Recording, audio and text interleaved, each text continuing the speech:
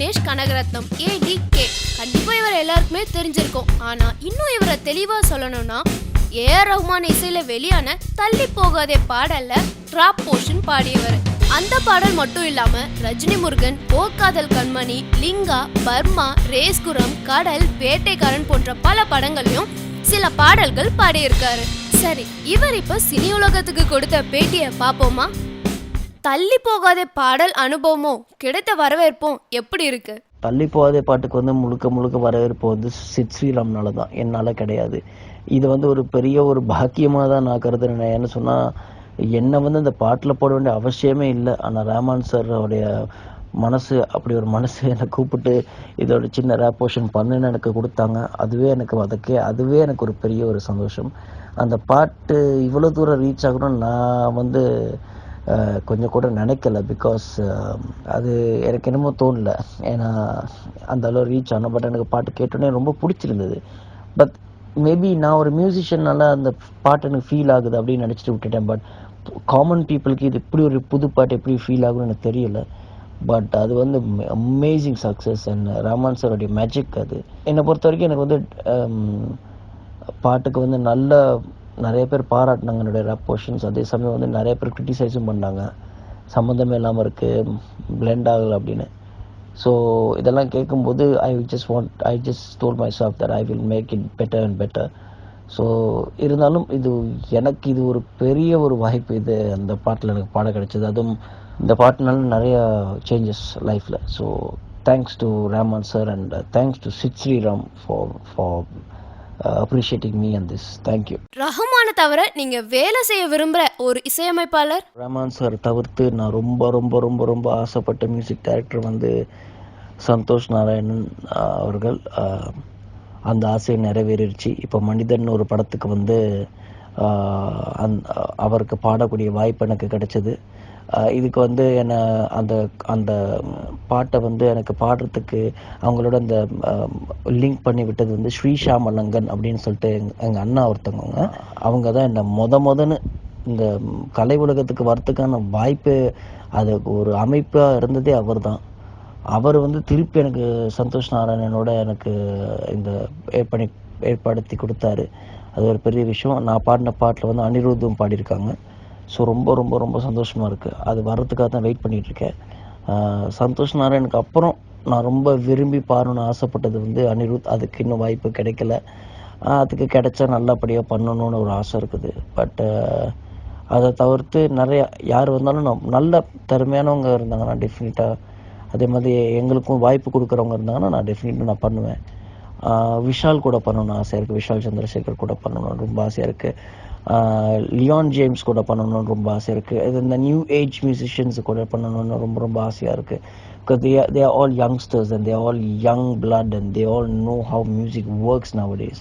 So எனக்கு அவங்களோட work பண்ணணும்னு ரொம்ப ஆசையாக இருக்குது. விஷால் சந்திரசேகர்னு மியூசிஷியன் இருக்காங்க இல்லையா, அவங்கள கொஞ்ச நாளுக்கு முன்னாடி இருந்து எனக்கு ஒரு 7-8 வருஷத்துக்கு முன்னாடி இருந்தால் எனக்கு அவங்கள தெரியும். நான் அவங்களுக்கு வந்து ஒரு ஜிங்கிள் பாடியிருக்கேன் முந்தி, ஆத்திச்சூடிக்கு அப்புறம். அவங்க அந்த டைம்லேருந்து ஒரு பயங்கரமான ஒரு இண்டிபெண்டன்ட் கலைஞர். அவர் அந்த டைம்லேருந்து ட்ரை பண்ணிட்டு இருக்காரு. இப்போ அவர் ஜில் ஜங் ஜக்னு ஒரு படத்துக்கு பாடியிருக்காரு. அதில் வந்த பாட்டு அவ்வளோ பாட்டுமே வந்து வெரி இண்டிபெண்ட். ஒரு இண்டிபெண்ட் ஆர்டிஸ்ட் எப்படி மியூசிக் பண்ணுவாங்களோ அந்த சவுண்டிங் அதில் இருந்துச்சு. அது ஃபில்ம் சாங்னே சொல்ல முடியாது. ஏன்னா இண்டிபெண்ட்ங்கிறது வந்து என்னென்னா முழுக்க சுதந்திரம், நம்மளுடைய சுதந்திரம், நமக்கு நினச்சது செய்யலாம். அது வந்து கஷ்டப்படுறவங்களுக்கு சொல்கிற வார்த்தை கிடையாது. இண்டிபெண்ட் மியூசிக்ன்றது சுதந்திரம், யாருக்கும் அடிமைப்படாமல் செய்யக்கூடிய விஷயம் தான் இண்டிபெண்ட் ஆர்டிஸ்ட். பட் என்ன, அந்த கரெக்டான எக்ஸ்போஷர் கிடைக்க கொஞ்சம் கஷ்டப்படணும். ஏன்னா யாருக்கும் தெரியாது. ஏன்னா மீடியாவில் வந்து நமக்கு பெரிய சப்போர்ட் இருக்காது. Because we are alone. But இண்டிபெண்டன்சின்னு ஒரு விஷயம் இருக்கும். அப்படின்னு பார்க்கும்போது எனக்கு உண்மையை சொல்லப்போனால் அது திரைப்பட பாடல்களாக இருந்தால் கூட எனக்கு ஜில் ஜங் ஜாக்கோடைய படத்தில் இருக்க அந்த பாடல்கள் வந்து எனக்கு ரொம்ப ரொம்ப பிடிச்சிருந்தது. பிகாஸ் அதில் அந்த இண்டிபெண்டன்சி, அந்த வாடை இருந்தது. அது நிறைய இண்டிபெண்ட் ஆர்டிஸ்ட் சென்னையிலே இருக்காங்க, அவங்கள ரொம்ப பிடிக்கும். துப்பாக்கிஸ்னு ஒரு குரூப் இருக்குது, பிக் பீட்ஸ்னு ஒரு நண்பர் இருக்கார் பண்ணுறவங்க. ஸோ இந்த மாதிரி நிறைய ஆர்டிஸ்ட் இருக்காங்க. நல்லா உண்மையிலே ஹிப்ஹாப் தெரிஞ்ச ஆர்டிஸ்ட் கலைஞர்கள் இருக்காங்க, ரேப்னா என்னென்னு தெரிஞ்ச ஆர்டிஸ்ட் இருக்காங்க. ஸோ இந்த மாதிரி விஷயங்கள் எனக்கு ரொம்ப பிடிக்கும். ப்ளஸ் ரீசெண்ட்லிட்டு பார்க்க போனால் வந்த பாட்டுன்னு சொல்லப்போனால் எங்கள் நாட்டை சேர்ந்த கலைஞர் கிருஷான் ஒரு பாட்டு பண்ணியிருந்தாங்க, அந்த பாட்டு எனக்கு ரொம்ப பிடிக்கும். கானா பாலாவை ஃபீச்சர் பண்ணியிருந்தாங்க. ஸோ அது இன்னும் இப்போ மியூசிக் வீடியோ வர்றதுக்கு அது வந்ததுக்கப்புறம் டெஃபினட்டாக தெரிய வரும் எல்லாருக்கும். ஏஆர் ரஹ்மான் और இளையராஜா? எனக்கு பிடிச்சது ரஹ்மான் சார் தான். பிகாஸ் நான் அவரை தான் நேரில் பார்த்துருக்கேன், அவரோட தான் நான் பேசியிருக்கேன். அவர் என்கிட்ட பேசும்போது அவர் ஒரு மியூசிஷியன், அவருக்கு எல்லாமே தெரியும். அவர் அகாடமி வினர், கிராமி வினர் அப்படிங்கிற ஒரு வாடையே இல்லாமல் என்கிட்ட பழகக்கூடிய ஒரே நபர் அவர். பேசும்போது என்றைக்குமே மற்றவங்கள தாழ்த்தி பேச மாட்டாங்க, அதே சமயம் வந்து ரொம்ப ஹம்பிளாக இருப்பாங்க. என்னை வந்து ஈக்குவலாக மதிக்கிறாங்க. எனக்கு அதில் வந்து எனக்கு ரஹ்மான் சார் எனக்கு பர்சனலாக எனக்கு ரஹ்மான் சார் வந்து ரொம்ப ரொம்ப பிடிக்கும்.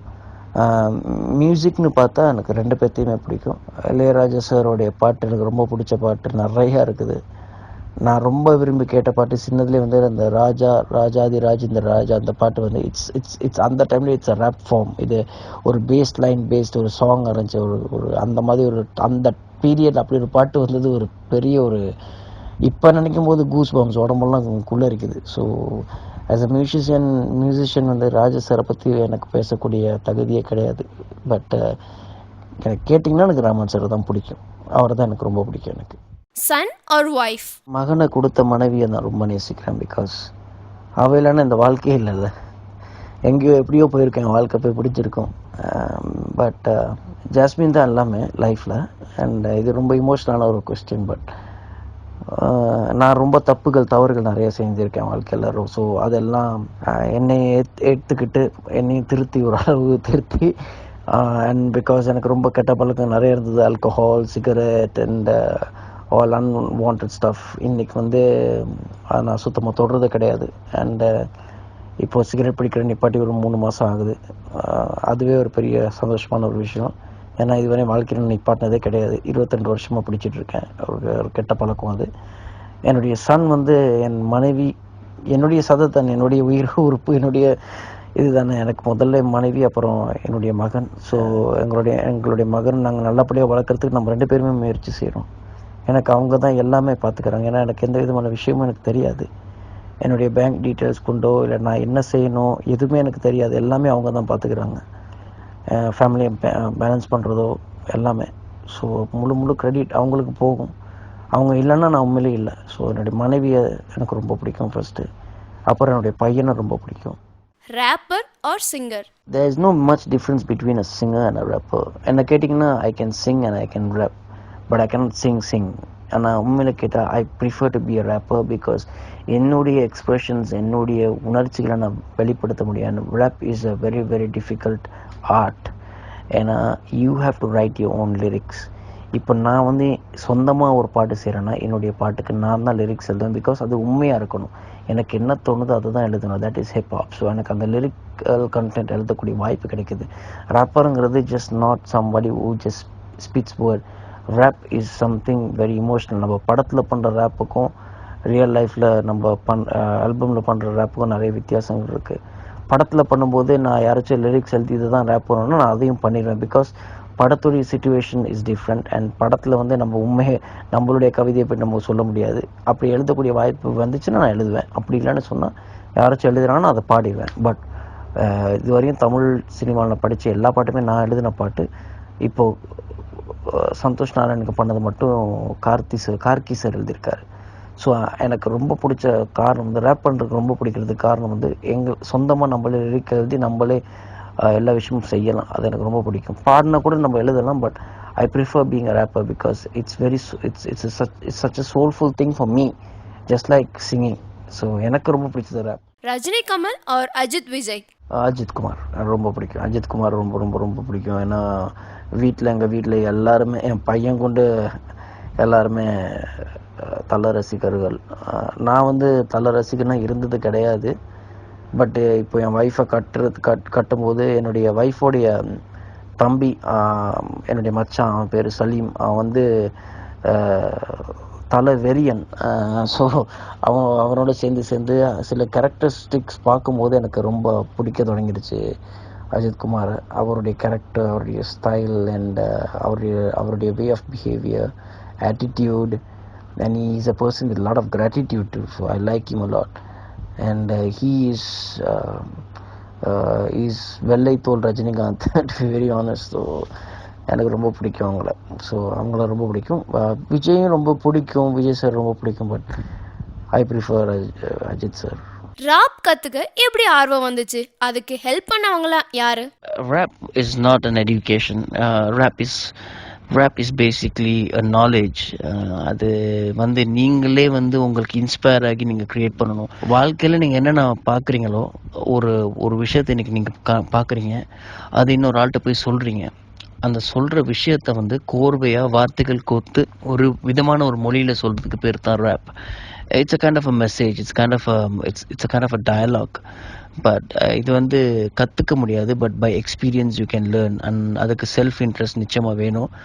அண்ட் அது வந்து நான் முழுக்க ஒரு விஷயம் நம்புகிறேன்னா, நிறைய பேர் நினைப்பாங்க தமிழ் ரேப் பண்ணணும்னா தமிழ் நல்லா எழுத வரணும், நல்லா வாசிக்க தெரியணும் அப்படின்னு சொல்லிட்டு.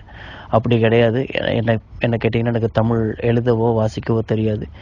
எனக்கு வந்து என்னுடைய மைண்டில் என்ன தோணுதோ, என் மனசில் என்ன தோணுதோ அதை அப்படியே வரிகளாக கோர்த்து எழுதுறது பேர் தான் எனக்கு பிடிக்கும். அதனால் வேண்டிய சில விஷயங்கள் எனக்கு உண்மையாக வரும், மற்றவங்களை காப்பி அடிக்கக்கூடிய நிலைமை எனக்கு வராது.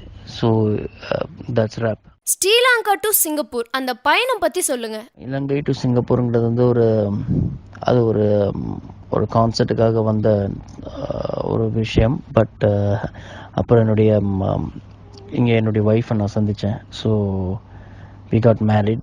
Her name is Jasmine. So இப்போ வந்து Singapore has become my second home. And it's a beautiful moment. But உண்மையை சொல்ல போனால் எனக்கு என்னுடைய இப்போ விட்டால் கூட I will go back to Sri Lanka because Sri Lanka is my nation. புதுசாக ஒன்று சொல்கிறதுக்குள்ள ரொம்ப நல்ல ஒரு எக்ஸ்பீரியன்ஸ்.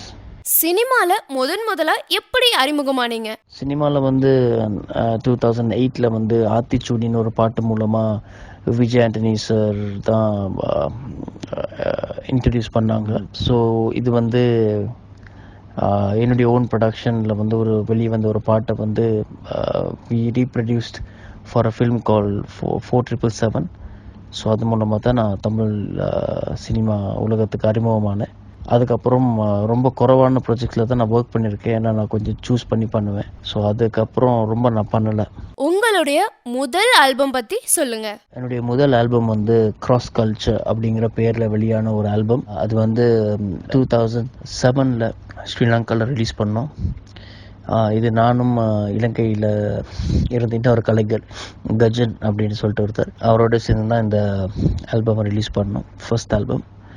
இந்த ஆல்பத்தில் கொஞ்சம் நல்ல வரவேற்பு இருந்தது ஸ்ரீலங்காவில். அதுக்கப்புறம் அடுத்ததாக இசைத்தட்டு வெளியாக்கக்கூடிய வாய்ப்பு எனக்கு கிடைச்சிது.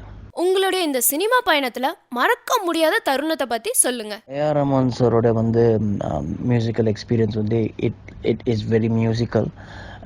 இப்போ எனக்கு எப்படி ஃபீல் பண்ணுறேன்னு சொன்னால், I feel more matured. I feel that I am in the right path. ஒரு நல்ல மியூசிஷியன்ட்ட மட்டும் இல்லாமல் அவருடைய கைடன்ஸோட ஒரு நல்ல ஒரு இடத்துல இருக்கக்கூடிய ஒரு சந்தர்ப்பம் எனக்கு கிடைச்சிருக்கிறதுன்னு நினைக்கும் போது ரொம்ப சந்தோஷமாக இருக்குது, மனசுக்கு ரொம்ப திருப்தியாக இருக்குது. அண்ட் அடுத்த பாடல்கள் ரஹ்மான் சார் கூட பண்ணுறதுக்கான நிறைய வாய்ப்புகள் எனக்கு கிடைக்குது. இப்போ கொஞ்சம் மெதுவாக ஒர்க் பண்ணிக்கிட்டு இருக்கோம். அடுத்தது வந்து இப்போது தள்ளி போகாதேன்னு ஒரு பாட்டு நான் ஸ்ரீராமோட சேர்த்து பண்ணினேன். ரஹ்மான் சாரோட இப்போ இது வரையும் கிட்டத்தட்ட 4 பாட்டு பாடிட்டேன். மகுடி, அதுக்கப்புறம் வந்து லிங்காவில் வந்து ஓ நண்பாவில் ஒரு சின்ன போர்ஷன் பாடியிருக்கேன். காரான்னு ஒரு பாட்டு பாடியிருக்கேன். அப்புறம் இப்போ தள்ளி போகாது. இப்போ அதே படத்தில் அச்சம் என்பது மடமேடா, அதே படத்தில் ஷோக்காலின்னு ஒரு பாட்டு, அந்த பாட்டில் தான் ஸ்ரீராஜ்குலம் அறிமுகமாக ஆயிருக்காரு. அதுக்கப்புறம் இப்போ 2-3 ப்ராஜெக்ட்ஸ் வர இருக்குது. ஸோ ரொம்ப சந்தோஷமாக இருக்குது. ஏஆர் ரஹ்மானோட உங்களுடைய இசை பயணம், அடுத்தடுத்து அவரோட இசையமைப்பில் பட வாய்ப்புகள் எப்படி உணர்றீங்க? இந்த கலை பயணத்தில் வந்து 2 விஷயம் எனக்கு மறக்கவே முடியாது. என்னுடைய முதல் பாடல், மைக் புனுக்கு நின்று நான் பாடின முதல் பாடல், நான் சொன்னால் புரியுமா நண்பா அப்படின்னு ஒரு பாட்டு. இலங்கையை சேர்ந்த ஒரு லோக்கல் ஆர்டிஸ்ட்டுக்கு பாடினேன். அவர் ஒரு பிரபலமான ஒரு கலைஞர் தான். அதுக்கப்புறம் வந்து ரஹ்மான் சார்கிட்ட பாடினது. இது 2 விஷயத்தை என்னால் மறக்கவே முடியாது வாழ்க்கையில். ஏன்னா ரஹ்மான் சாரை நேரில் பார்ப்போமான்னு கூட தெரியாத எனக்கு வந்து ரஹ்மான் சார் கூட நின்று ஒர்க் பண்ணக்கூடிய வாய்ப்பு எனக்கு கிடைச்சதுன்னு நினைக்கும் போது ரொம்ப ரொம்ப மறக்க முடியாத விஷயம் இது 2 தான். மற்ற ஸ்ரீலங்கன் இண்டிபெண்டன்ட் ஆர்டிஸ்டோட வளர்ச்சியை எப்படி பார்க்குறீங்க? இல்லை, வளர்ச்சின்னு சொல்ல முடியாது. அதாவது வந்து இது வந்து இன்னும் அவங்களுக்கு பத்தலைன்னு தான் நினைக்கிறேன். அந்த எக்ஸ்போஷர் இன்னும் கிடைக்கல.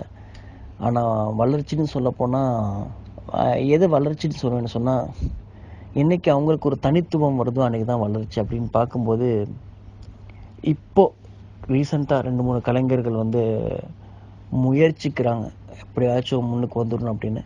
அப்படி பார்க்க போனால் இப்போது கிரிஷ் மனோஜ் என்னை வந்து கொஞ்சம் அவர் தான் அட்மின்லாம் பண்ணிகிட்டு இருக்காங்க. நான் அவங்களும் ஒரு ஆர்டிஸ்ட் தான். அவங்க ரொம்ப ட்ரை பண்ணுறாங்க. தமிழ் இண்டஸ்ட்ரியில் வரத்துக்கு நல்ல முயற்சி செய்கிறாங்க. அதே சமயம் வந்து லோக்கல் ஆர்டிஸ்ட் 2-3 பேர் இப்போது ஒரு இண்டஸ்ட்ரி டெவலப் பண்ணிட்டு வராங்க. இப்போ நானே வந்து டியோ அப்புறம் ஸ்ரீ ராஸ்கோல் எல்லாம் இணைஞ்சு வந்து ஒரு டீம் ஒன்று க்ரியேட் பண்ணியிருக்கோம். டிகேபி, டீ கடை பசங்க அப்படின்னு சொல்லிட்டு ஸ்ரீலங்காவில். அவங்கள ஒரு ரெக்கார்ட் டெவலப் பண்ண வச்சு அதில் இருந்து ஒரு இண்டஸ்ட்ரிக்கு வரத்துக்கான வாய்ப்புகளை நம்ம க்ரியேட் பண்ணிகிட்ருக்கோம். நம்ம மட்டும் வளராமல் அவங்களே வளர வைக்கிறோம். அதுதான் என்னுடைய ஆசை. So but Sri Lanka Tamil industry கொஞ்சம் ஸ்ட்ராங் ஆகிருச்சுன்னா ரொம்ப நல்லாயிருக்கும். உங்களுடைய அடுத்த கட்ட முயற்சி என்ன? என்னுடைய அடுத்த முயற்சி வந்து இப்போது நானும் ஸ்ரீ ராஸ்கலும் சேர்ந்து ஒரு இசைத்தட்டு பண்ணிக்கிட்டு இருக்கோம். ஒரு ஆல்பம் பண்ணிக்கிட்டு இருக்கோம். முழுக்க ஒரு நம்மளுடைய தமிழ் கலாச்சாரத்தை, நம்மளுடைய பண்பாடை வந்து வெளிப்படுத்தக்கூடிய மாதிரி ஒரு ஆல்பம் பண்ணிக்கிட்டு இருக்கோம். இது வந்து கொஞ்சம் தத்துவம் சார்ந்த ஒரு தத்துவத்தை ரொம்ப அடிப்படையில் வச்சு ஒரு தத்துவம் சொல்கிற மாதிரி ஒரு ஆல்பமாக இருக்கும்னு நான் நம்புகிறேன். ஸோ இது ஒர்க் பண்ணிகிட்டு இருக்கோம். அது மட்டும் இல்லாமல் நான் சொன்ன மாதிரி டீ கடை பசங்க அப்படின்னு ஒரு பாய் பேண்ட் மாதிரி ஒரு பேண்ட் க்ரியேட் பண்ணியிருக்கோம். அந்த பேண்டை வந்து நம்ம எக்ஸ்போஸ் பண்ண போகிறோம். ப்ளஸ் இந்த 2016க்கான எல்லா விதமான வேலைகளையும் வந்து இப்போ பிளான் பண்ணி ஜாயின் பண்ணிகிட்டு இருக்கோம். ஸோ கொஞ்சமாக ஒர்க் பண்ணிகிட்டு இருக்கோம். வருங்காலத்துல நடிகராக ஆசை இருக்கா? நடிக்கிறதுக்கு வாய்ப்பு வந்து என்னுடைய மனைவி அது அலோவ் பண்ணாங்கன்னா டெஃபினட்டாக பண்ணுவேன். பிகாஸ் அதில் ஆசை இருக்குது. பட் எந்த அளவுக்கு பண்ண முடியும்னு தெரில. எனக்கு வந்து ஒரு விஷயத்தை எடுத்தால் அது முழுமையாக செய்யணும். முழுமையாக செய்யலைன்னா அது எடுக்கிறதுக்கே அர்த்தம் இல்லை. ஸோ முழுமையாக செய்யக்கூடிய சூழ்நிலை எனக்கு அமைஞ்சிச்சுன்னா நிச்சயமாக நடிப்பேன்.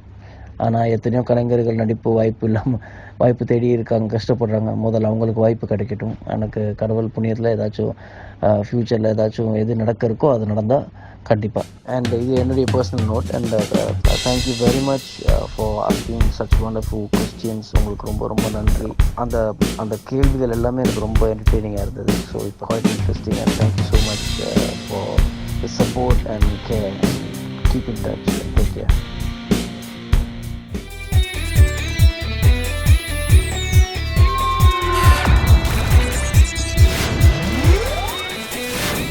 Cine Ulagam. Anytime Cinema. www.cineulagam.com